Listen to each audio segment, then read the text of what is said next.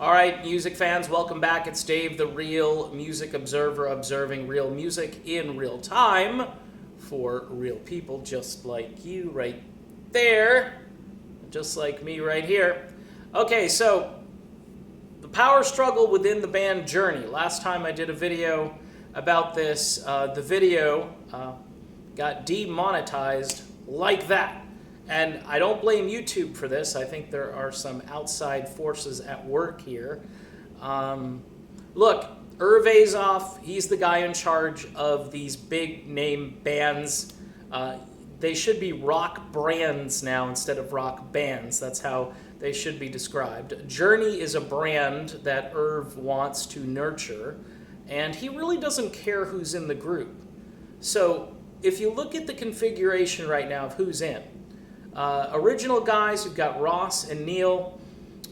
John came later, obviously. Arnell is the newest guy in the group, and Steve Smith has been in and out, but he was brought back in, I believe, for just cohesion and name ID, and he was the preferred drummer of both John Kane and Ross Valerie.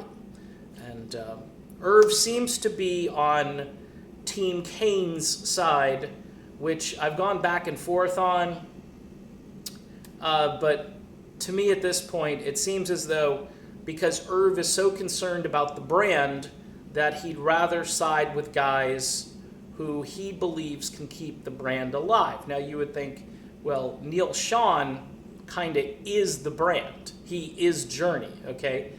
Without his guitar playing, there is no Journey, correct? Oh. Well, last summer when I was on the other side of this, I was thinking that that might be true. Only reason I think it still might be true now is because these guys don't care about the music. They care about concessions and ticket sales and parking lot revenue. Live Nation as an entity which operates under Irv's purview. This is what he's concerned about.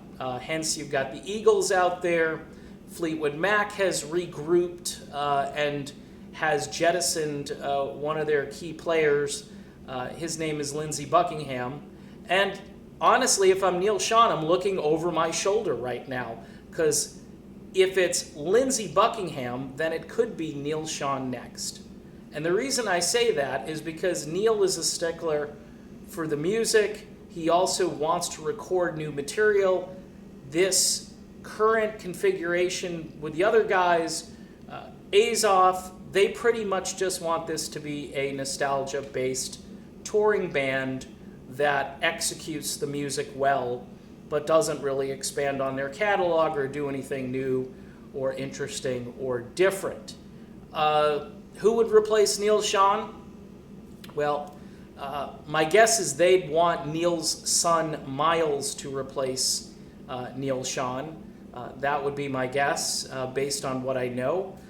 You still have a Sean in the band, and Neal and Miles, I'm not sure their relationship right now, but I do know that John Kane is currently working on a solo project, another one, and he's going to have Miles play guitar for him.